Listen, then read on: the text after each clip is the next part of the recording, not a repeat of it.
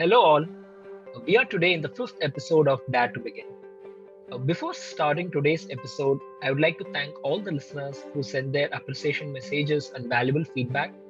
I'm trying to inculcate all the feedback and trying to provide more better content and better quality. Thank you all. With that, we are stepping into the second month of Dare to Begin Entrepreneurs podcast series.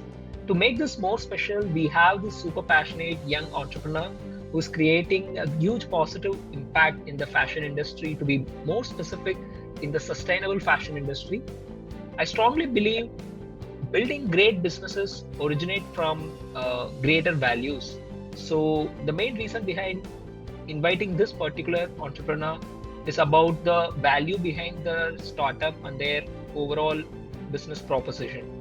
So it is all about sustainable fashion and how building a pollution-free environment yet providing top-notch fashion products to the consumers. There are a lot of things to be discussed with the founder of Ewoke Studio, a sustainable fashion and lifestyle brand. We have Ms. Shruti Rawal with us. Hi, Shruti. Welcome to the podcast. Hi, Arjun. Thank you so much for having me, and thank you for that extremely kind introduction. Hi, everybody, to everybody who's listening to us today. And it's such a pleasure and such an honor to be a part of your podcast series. So, thank you so much for having me. Amazing. So, as I told you, the main reason behind this particular podcast, like I used to introduce about the value behind this particular podcast every week with my host.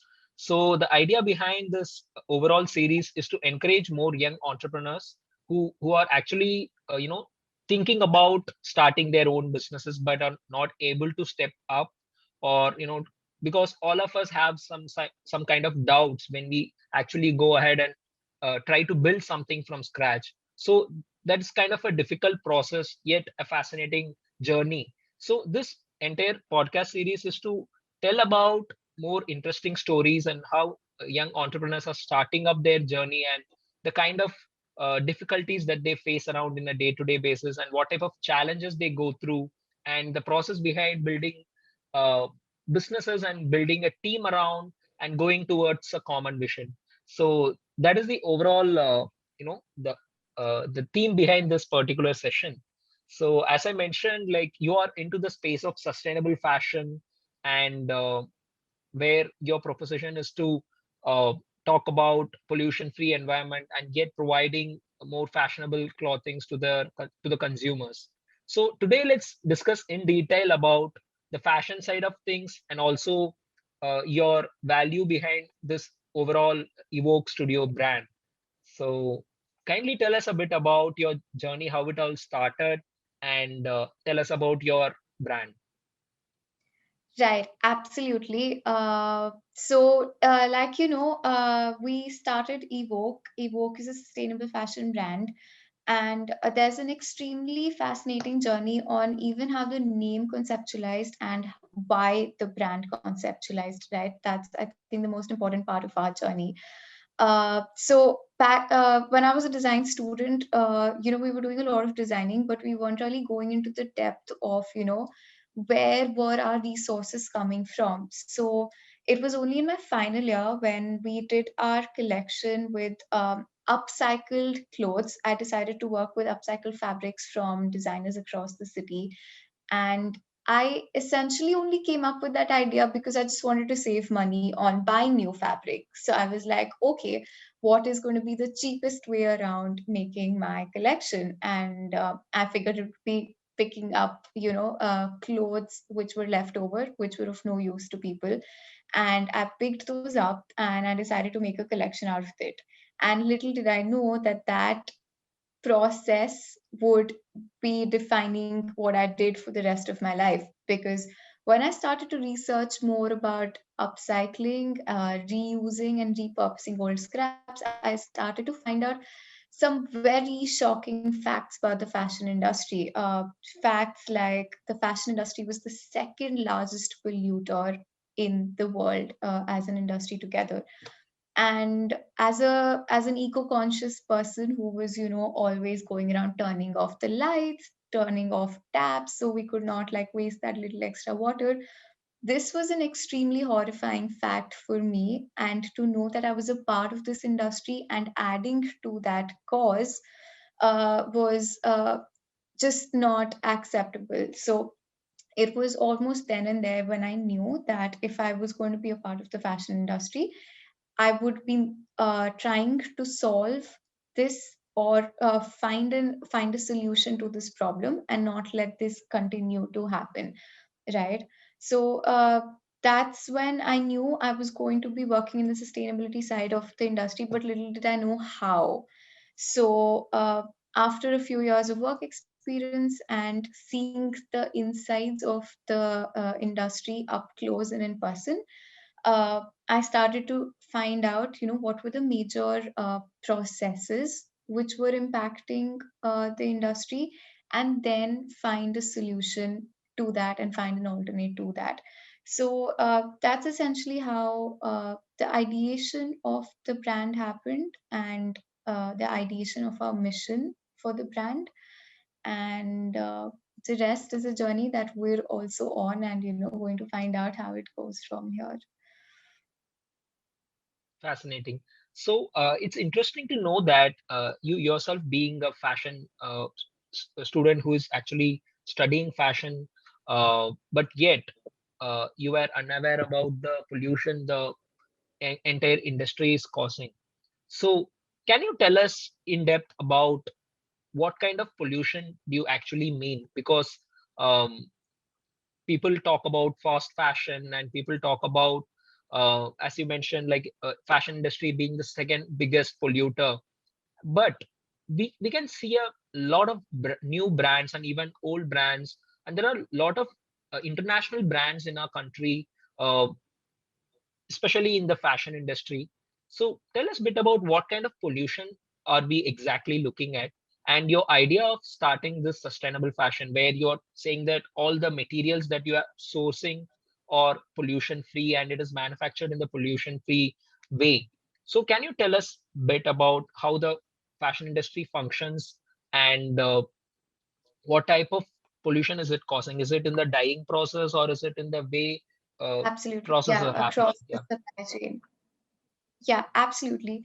So, when we talk about the impact of the fashion industry on the environment, we're looking at multiple steps across the value chain and how each of those would be having an impact.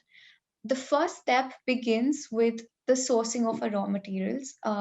Like you would know, cotton is one of the most widely grown crops in our country, and it is also one of the most widely worn fabrics today in the country. But cotton as a crop is very intensive in terms of the natural resources that it needs to grow. It would be surprising for you to know when I say just a plain white cotton t-shirt takes up about 2,500 liters of water to be manufactured.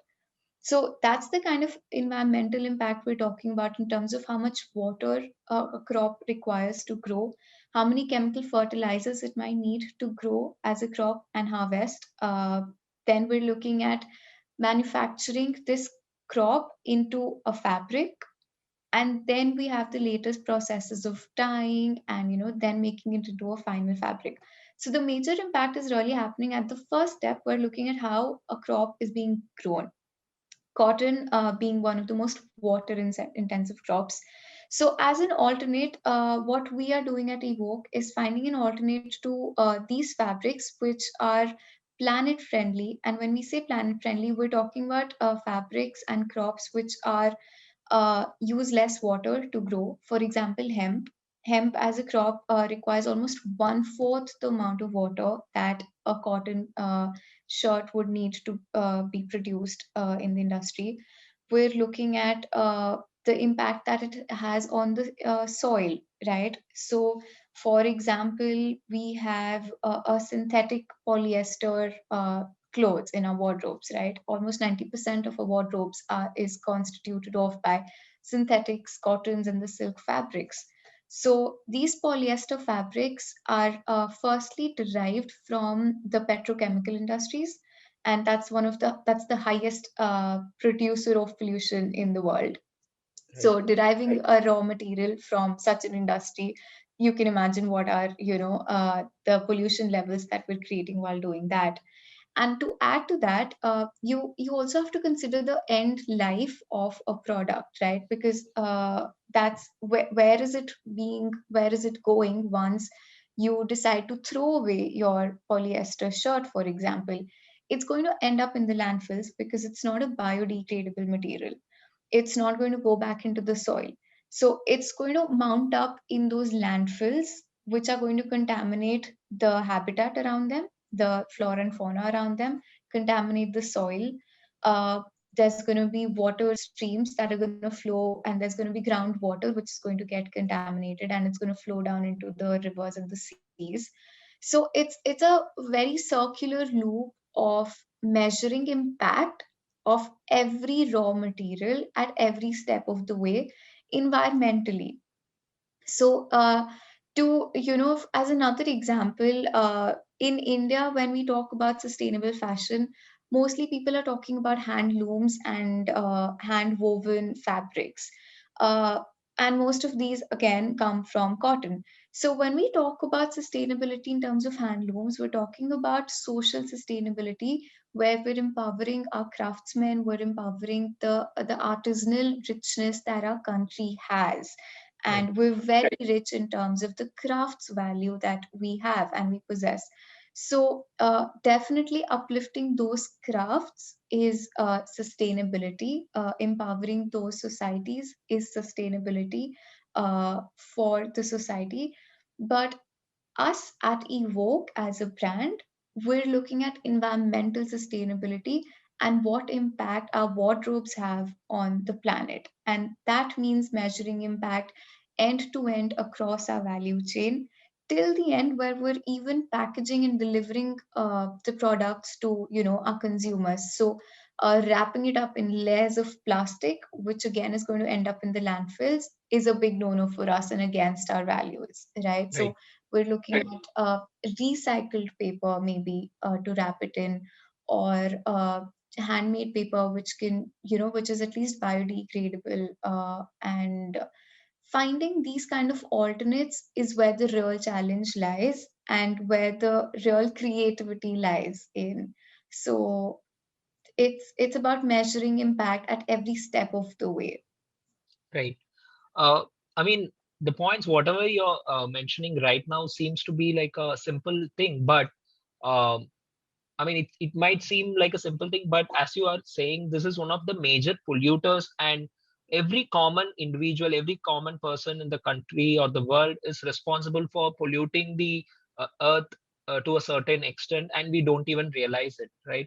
So, can you tell about, let's say, uh, like an individual who are just going for a shopping and just getting back home, uh, 4 to 5 clothes, or what kind of impact are they making? And it also seems to be really impossible, or like it's we are long way from creating the change, because there are so many brands out there, and the sustainable fashion is something. Do you think that this is going to change, or bigger brands also going to adapt something like this? Because I remember I was listening to a documentary about Hassan Minaj, where he was saying that many global brands are stepping into sustainable fashion, but yet they are not actually sustainable. So that is something I saw from there. Do you think it's practically possible, where everybody in the in our society is going to adapt that? Do you think this is the need of the hour, or like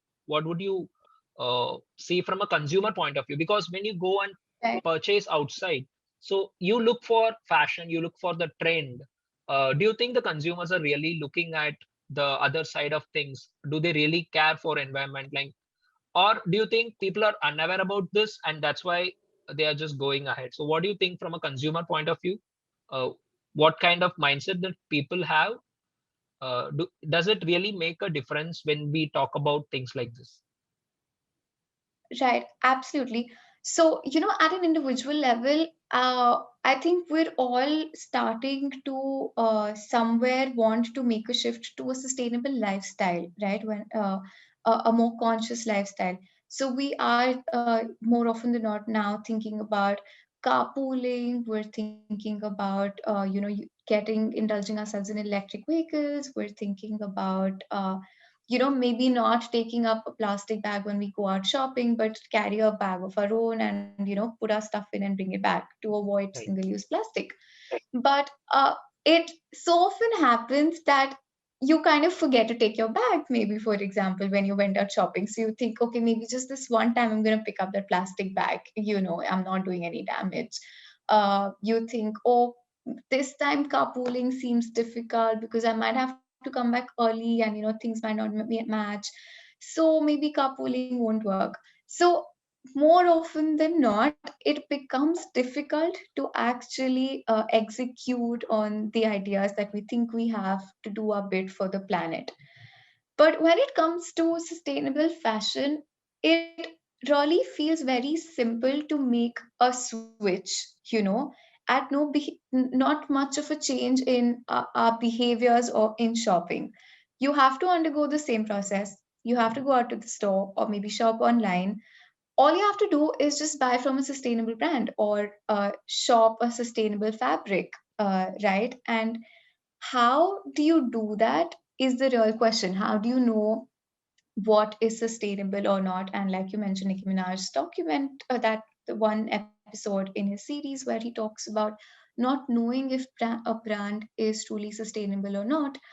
Uh, that's a very simple way of knowing what you're buying, and that is through just asking brands to show you a certification for what they're claiming. For example, there are global certifications today for fabrics which are produced in a mindful way. For example, we work with Tencel Fabric, which is an Austrian yarn, and it is made in a circular loop way. So we're trying to reuse 99% of the water that is used in the consumption of the production of the fabric. So when you buy the fabric from them, you get a certificate which certifies me when I'm buying that I'm buying a genuine product. And in return, I'm able to show this to the shopper and tell them and show them that this is the product that you're buying from us, right, right? And these are globally accepted certifications, which you can just go up online and look it up on Google, and you'll get all of the details that you would want about the product. So right, if a brand is able to provide you those certifications, if they're able to show you how and why they're sustainable, then you can trust them with your purchase and know that you're investing money in the right product. But if a brand you see is only just talking about these words, is saying they're sustainable or they're conscious, but they have no real way of proving to you how they're conscious, then there's something which is not right about the way the your clothes were made. And there's a very popular global movement today by the fashion revolution. And they question you, who made my clothes? So as a shopper, you have all the rights to go to a brand and ask them who made your clothes and how were they made. And if right, you have an answer with proof, right, that's the real question. Right now, we're at a stage where it's very new. These fabrics are very new, and you need to have a proof of that concept, really. So right, once you're given those verifications, then you're buying the right product. So, right, and with this digital age of social media, it's become even easier to get access into the brands and know how they're working on the insights, and just like drop them a question and ask them questions if you feel something feels more of a marketing propaganda than a real sustainable product. And that's what's mentioned even in the episode by Nicki Minaj, where he says, if you actually see, there are so many terms and conditions to when they say that they're sustainable, that you just get lost in this maze of finding the right answer, and there'll right. never be a right answer. So Yeah. that's when something's fishy. right. And we But, as a brand try to but really work with all certified, sorry to cut you off, I was just finishing up with even us as a brand, we try to work with all certified fabrics, so we're able to fully be assured as a buyer of those fabrics and be assured as a seller of those fabrics and have complete trust of our consumers when selling a product. right. But what do you think? How consumers, the users, can know more about the brand? Because this is something, as we discussed, the entire concept of sustainable fashion is something not everybody, not most of us are aware about. But if we are telling the consumers, or if we are telling the users who are fashion inclined towards fashion, but hey, the same kind of fashion or even better kind of quality you are getting in from a sustainable brand, are you going to try it or not? So what kind of uh, mindset that people need to adapt, or how they can educate themselves or know about such brands? Are there many brands into this space, or is the or the users need to compromise themselves for getting into a sustainable brand space? Like, what is the fashion side of things for this, in terms of styling, in terms of the quality of the material? How comfortable are the users going to be in terms of the fashion, and also in terms of styling and other aspects?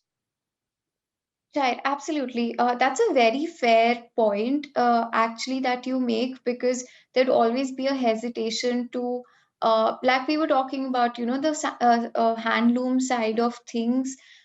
We've most often only seen like handloom saris and handloom kurtas for women, handloom kurtas for men. So we've always associated them with more traditional occasions and with a lot of those kind of occasions, not clothes which we can wear on a regular basis, and not clothes that are coming from like these fast fashion brands which are more trendy, like they call it. But there's a new wave of young brands and fresh brands who are bringing a whole new way of looking at sustainable fashion, for example. And that's what we are trying to do, where we're trying to make elevated clothing, timeless clothing, which is feasible and which is as trendy, which is as fashionable, but made of an alternate fabric, so that the impact that you have on the planet is lesser, and you're investing in the right pieces with, like you said, better quality. So there are a lot of young brands who are coming around, who are designing this new concept around everyday clothing as well, for people who are providing alternates to the fast fashion brands that we see around us.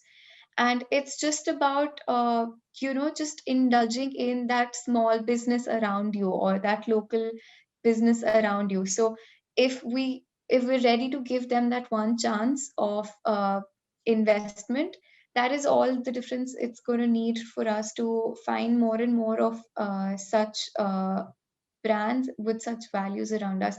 And not just in sustainable fashion, but in sustainable products all across us, even in Right. terms of lifestyle products, accessories. We have bags which are not made of leather products, and in fact the materials which are being made out of pineapple, which helps us make a faux leather. So investing in these kind of products across diverse categories is the new lifestyle shift. And Exactly. I think after COVID, we've also seen a rise in awareness among people to want to save the environment, because we've seen how rich and beautiful it can be when the streets were quiet, and there was not too much pollution by the vehicles around us. So we've seen a different way of life, and Right. how beautiful the nature around us can be. So people are more aware today. People are looking out for brands who are working with this philosophy. So I think very soon India is going to have a new shopping destination, and be doing things differently. And yeah, it would be very interesting to see how it goes. Actually, because as you mentioned about COVID, because exactly after the pandemic, we can see a rise in lot of natural based organic products, not just in fashion, but across all the categories.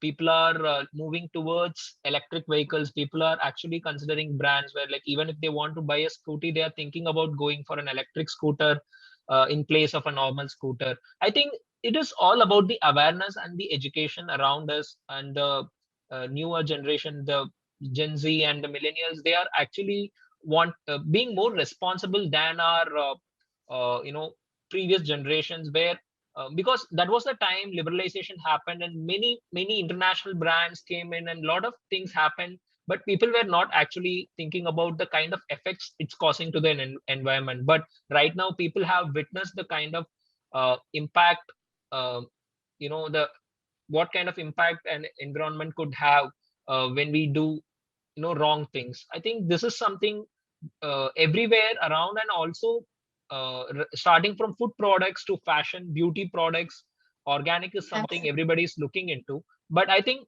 sustainable fashion is something relatively new comparing to uh, organic food or organic vegetables. I think this is something new. I think more people should get into uh, awareness about these kind of things. People like you should start creating more awareness about the brand. I mean, it's not just about growing your brand, but because here till now we haven't spoken much about Evoke Studio, but we have spoken a lot about the environment and also about the actual uh, vision behind it, which is really great. And that is one of the reasons, like, I wanted to discuss in depth through this podcast to the listeners. I would again reiterate the points what um, Shruti has just shared with us. So fashion industry is actually causing the second most pollution in the world, but and we don't even realize it. And next time when you purchase a product or a clothing brand, just think about instead of, I mean, right now this change is relatively difficult because to adapt to such kind of a lifestyle, people need to try the such kind of products, and they need to evaluate or they need to experience the kind of change the new brands, sustainable brands are giving. I think in place of five clothes, even if you go for one from a sustainable fashion brand, that is a huge impact everybody can do. And I think your website also, I mean, the platforms and the channels in which you're communicating, people need to know more about such kind of brands. I think already you're doing a great work in terms of your social media efforts.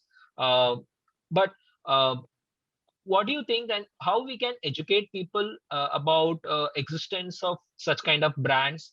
And I mean, I would like to know about the challenges, because when you're starting up you would have faced a lot of difficulties, and this being a relatively new segment altogether, what was the challenges you faced when you wanted to start a fashion brand, and specifically a sustainable fashion brand? What are the kind of challenges you had?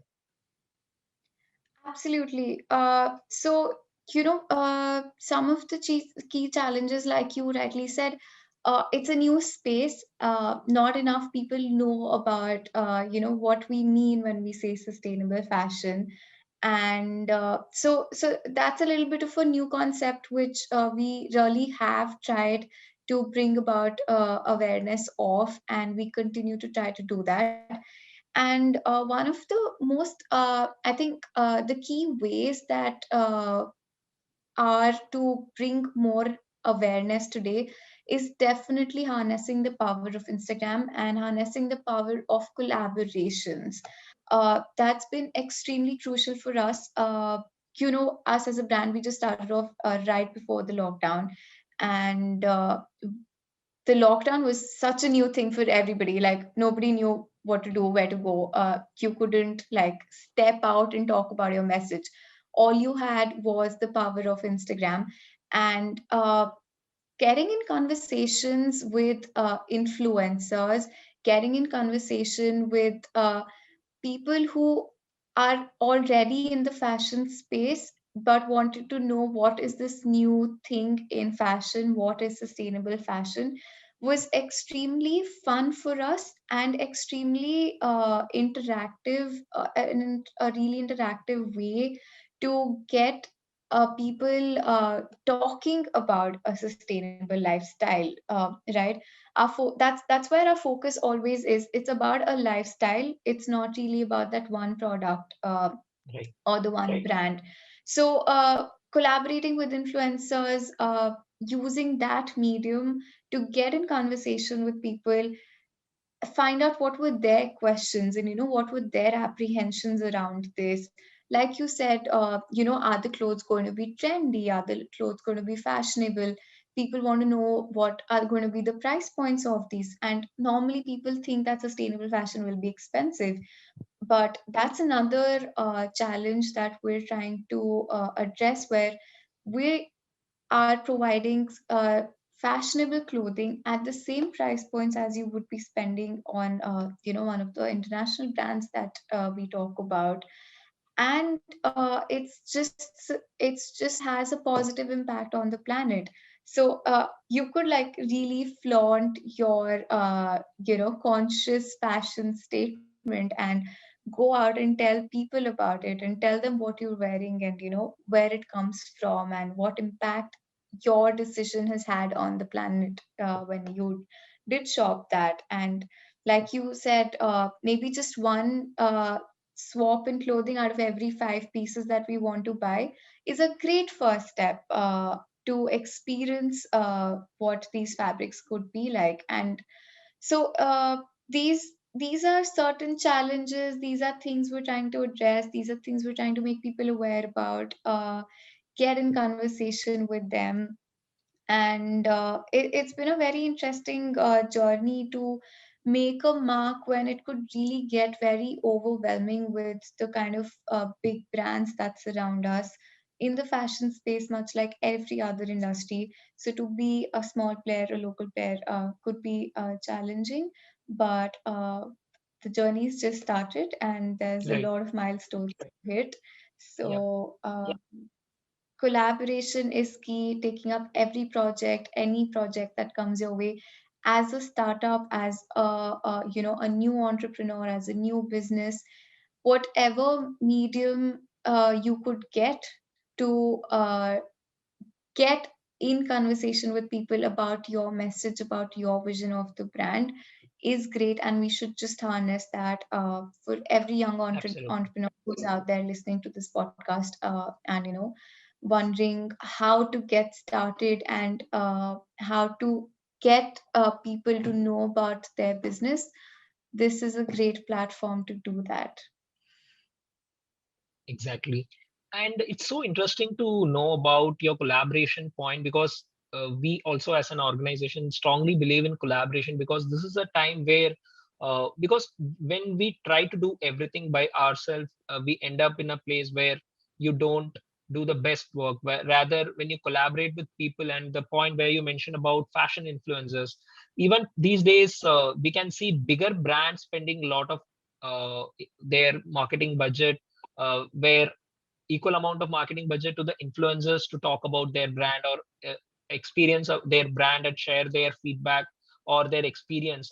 I think influencer marketing is something, as we all know, like it is growing a lot, and it actually has a huge impact in the end consumer, because the end consumer no more want to just listen to the features of the product, but they actually want to feel the uh, experience behind it, and the uh, lot Absolutely. more things behind it. I think that is one thing many brands or Absolutely. many startups out there, or founders who are listening to this particular podcast, can take a leverage on, irrespective of your brand. If you're new, I think influencer marketing is something which definitely they should consider, because it's going to give you a great results when people are actually talking about your brand, and your brand is being in the conversation is something great.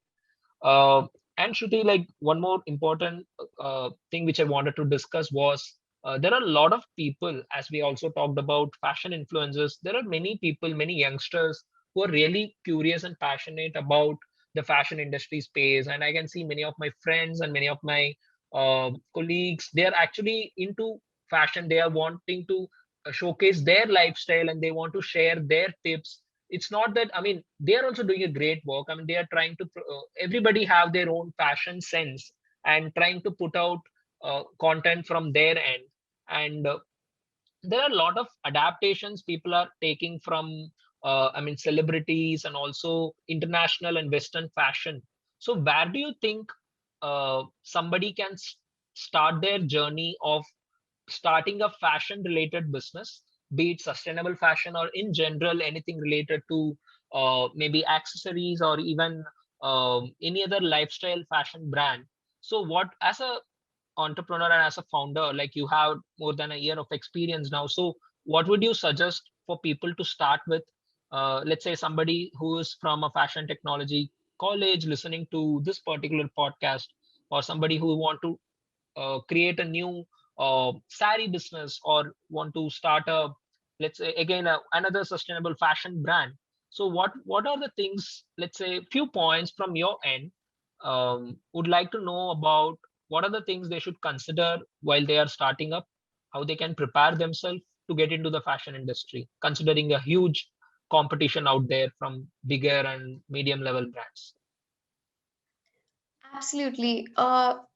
Like you said, there's huge competition, especially in the fashion space. I think as a brand, as an influencer, as a fashion blogger, there's a lot of people out there. So there's a stiff competition.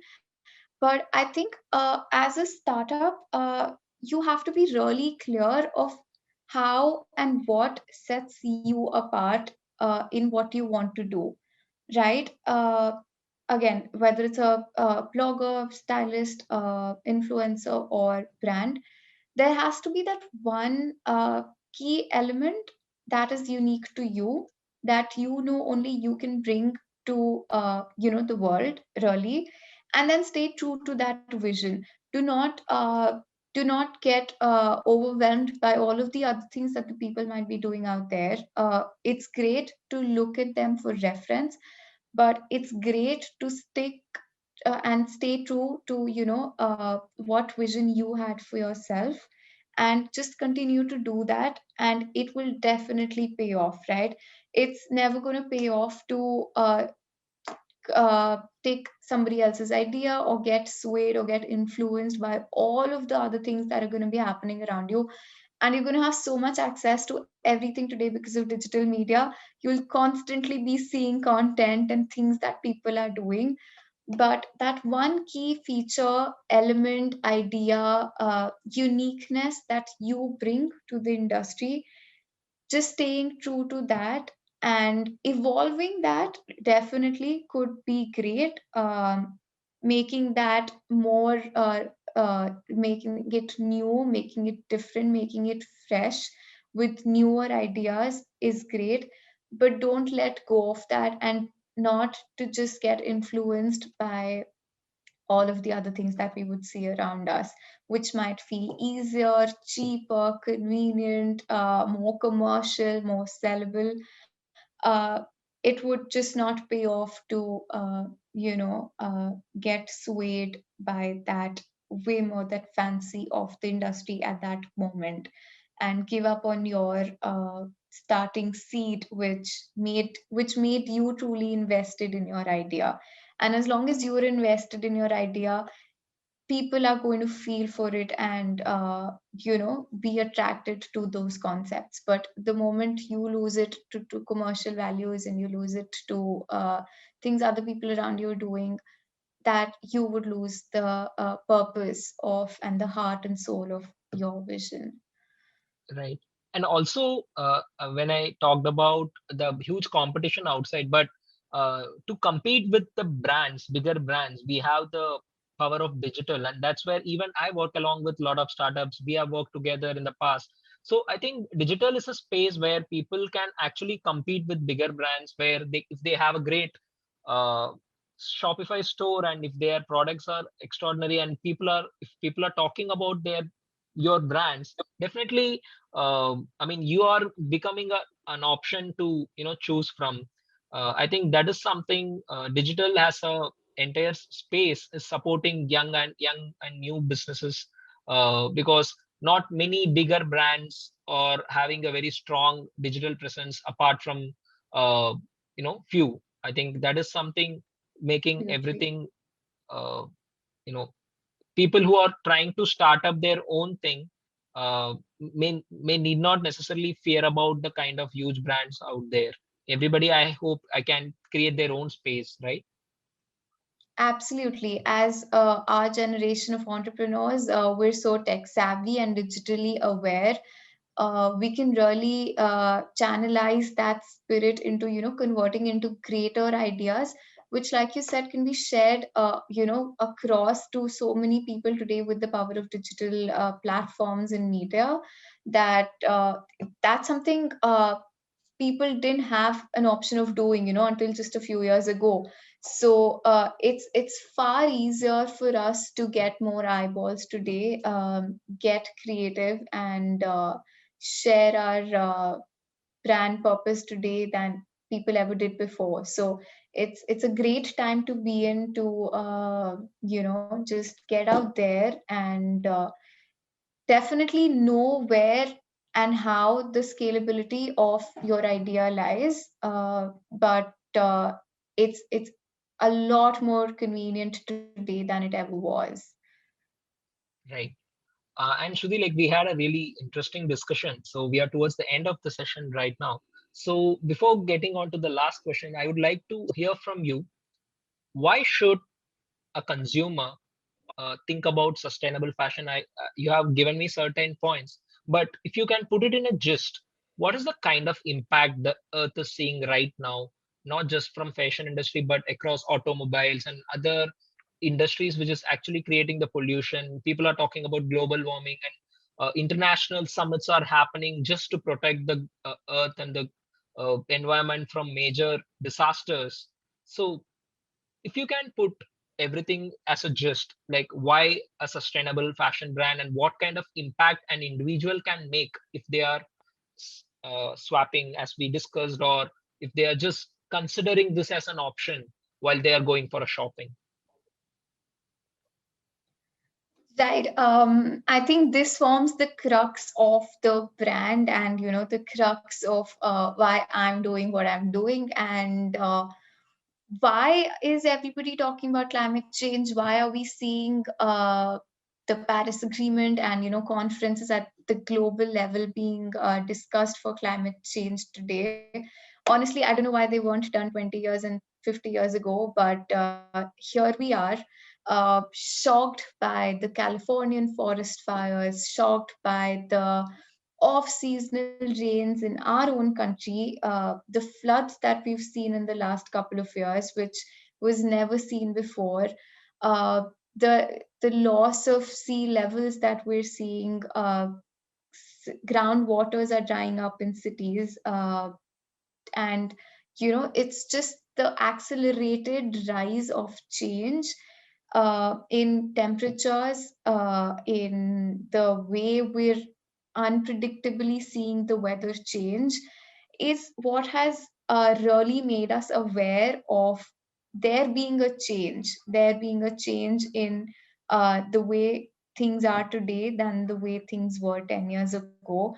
And these are horrifying truths of life today, and nobody's consciously probably trying to put all of these together, that okay, maybe the forest fire happened in California, the flood happened in down south in India, snow it snowed unseasonably in the north of India. But we're not putting these pieces together of the puzzle. We're seeing them as one-off events, but when you see them as a bigger picture, you realize this is all a part of climate change, and global Absolutely. warming is real. Right. And this is the harsh reality, and this is why we need to step up and make a switch to a sustainable lifestyle. You can start with a sustainable fashion brand. You can start with making your wardrobes carbon positive. You can start with electric vehicles. You can start with wherever you feel comfortable, but it is a change we have to make, and we have to make it today, because there is really no tomorrow. Right. And like I mentioned before, shopping from a sustainable fashion brand is the most convenient switch in terms of no behavioral change, right? Nothing changes. You're buying the same product, you're going through the same process of shopping. It's just the impact of what you buy which has been changed. Right. So it's a great first start if possible to be made. And when we say we're sustainable, we're talking about what is the impact of, the clothing that we design. For example, if we're working with hemp fabric, we are seeing that hemp as a crop is using only 1/4 of the water as that consumed by a cotton garment, which is using 2,500 liters of water. Similarly, if we're using recycled polyester, we're trying to pick up the plastic that was going to end up in the seabeds and in the landfills, and we're trying to reuse that material to make a new fabric out of it and make clothing out of it, as opposed to using virgin polyester, which would have been derived from fresh resources of our planet. So it's decisions like these that we are making as a brand at every step of the value chain, and it's just about making one swap at a time in your wardrobe as a consumer to have a positive impact on the climate and on the planet. I mean, like, I think it's well summarized. So it's actually fascinating to do know about a lot of facts that people are actually unaware about, because the mainline media is not actually talking about, and this is also a reason that I wanted to highlight about many of the points that I mean we have shared today.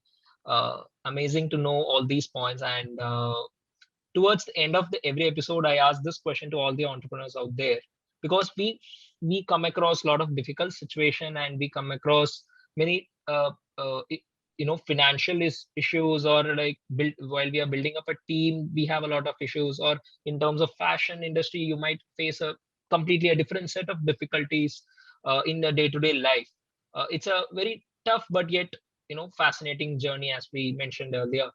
So, what is that one thing which drives you internally? What is that one thing which always drives you internally to go for it and just, not stopping and just going for it? What is that one thing which actually drives you internally? I think after everything I've said and after hearing me out for the last few minutes, it wouldn't be hard to say and guess. The Right, thing that's driving me and us as a brand is saving the planet Earth. right, The mission of the brand stands to curb climate change. That's what we're working for and striving for every day, and that's what we will continue to strive for.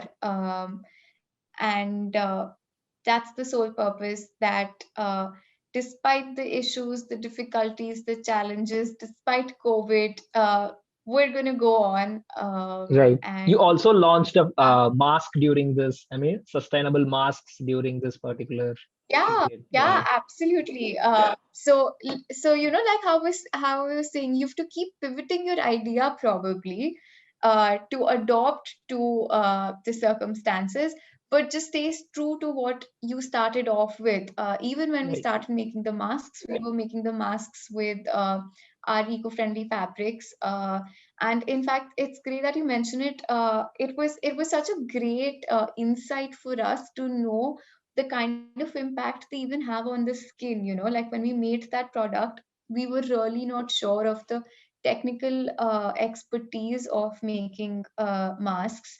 We slowly got there with every new mask. We had a new innovation we were doing in terms of the technical aspect of the design. And what we also realized in return was the skin friendly properties of the fabrics, because we started to get a feedback from our shoppers that our masks were very comfortable to breathe in. They were their skin was not, having any kinds of problems when they wore these masks even for a long time, as opposed to any other mask that they were not able to wear for, more than like a few minutes or a couple of hours. They weren't able to breathe in them. They were feeling very itchy in them, and they were just so comfortable in these. And that's when we got to know that, like, you never even know what you're doing could lead you to such new realizations. And Right. that's when we started to realize that these fabrics were not just planet friendly, they were also skin friendly. So it's always great to just like keep doing what you're doing, pivot your ideas, stay true to your mission, and good things will happen, and good realizations will come at the end of the journey. So Great to know. A lot of interesting things. And I think we left a lot of information and facts for the listeners. Uh, that's the end of the fifth episode. I think there were a lot of interesting things we discussed across the entire conversation. Thank you, Shruti, for the time. And great to have you on the podcast, and the value which you have added and the great mission which you have for your entire brand of saving the planet is something seems to be a bigger thing while just hearing that I want to save the planet. But I think I absolutely stand for the thought what you're having behind it. It's amazing. And in the place where businesses are just focusing on money, I mean, most of the businesses are look from a commercial point of view. As I mentioned, great businesses are built behind greater values. I think that's the way I'm concluding this particular podcast. Thanks a lot for your time, and it's great having you here. Thank you. thank you so much for having me. It is my absolute pleasure, and we wish you guys all the success with the podcast, and everybody who's tuned in. Wish you guys great luck and success on your ventures. Thank you, guys, and that's the end of the fifth episode of That to Begin. Stay tuned for more interesting conversations with